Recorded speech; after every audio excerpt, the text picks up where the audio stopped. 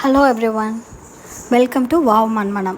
வாங்க இன்றைக்கி ஒரு ஹார்வெஸ்ட் பார்க்கலாம். இன்றைக்கி கொஞ்சம் பெரிய ஹார்வெஸ்ட் தான், ஏன்னா நிறைய காய் இருக்குது.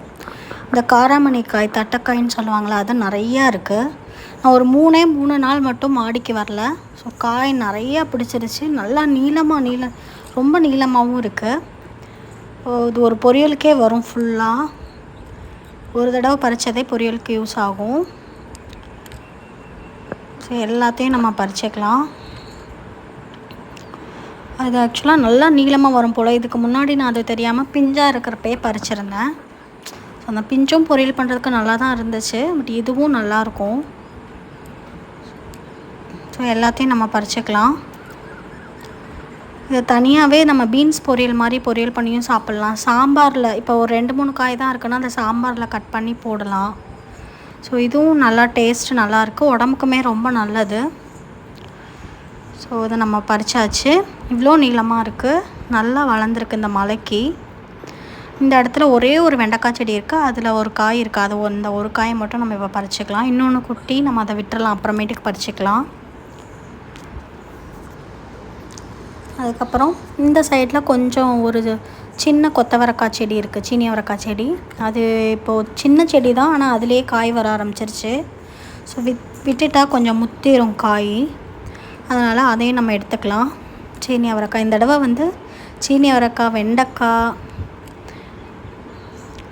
காராமணி காய் எல்லாமே நல்லா இருக்குது. 3 காய் 4 காய் பொரியலுக்கு இருக்குது. ஸோ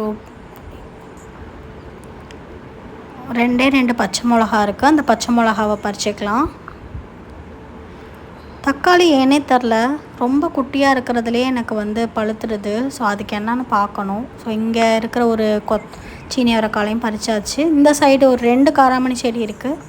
ஸோ அந்த 2ஐயுமே நம்ம இதுலேயுமே கொஞ்சம் காய் இருக்குது, நல்லா நீளமாக வளர்ந்துருக்கு. ஸோ இதையும் நம்ம பறித்து எடுத்துக்கலாம். இதுக்கு மேலே வளர விட்டால் அது காஞ்சிரும். ஸோ இங்கே ஓரத்தில் ஒரு அவரை செடியோட ஒரு சீனி அவரைக்காய் செடி சேர்ந்து வளருது. ஸோ அதில் இருக்கிற காயுமே பறிச்சிக்கலாம். அதுக்கப்புறம் வெண்டைக்காய், நம்மளோட ஃபேவரெட். எந்த காய் இருக்கோ இல்லையோ எப்போயுமே வெண்டைக்காய் இருக்கும். கொஞ்சம் பெருசாகிடுச்சு, முத்திருச்சுன்னு நினைக்கிறேன்.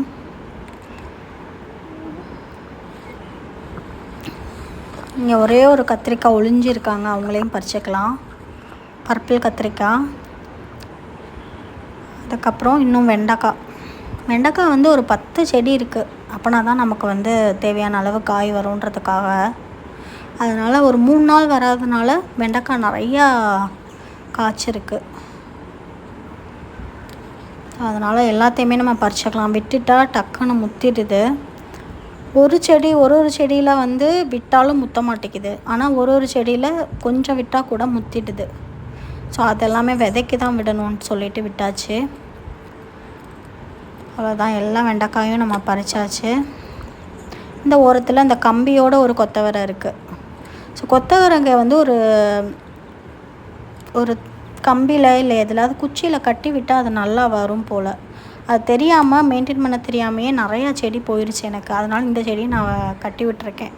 பார்ப்போம் எப்படி இருக்குன்னு. இதுதான் நமக்கான இன்றைக்கான மாடித்தோட்ட ஹார்வெஸ்ட். Happy gardening. தேங்க்யூ.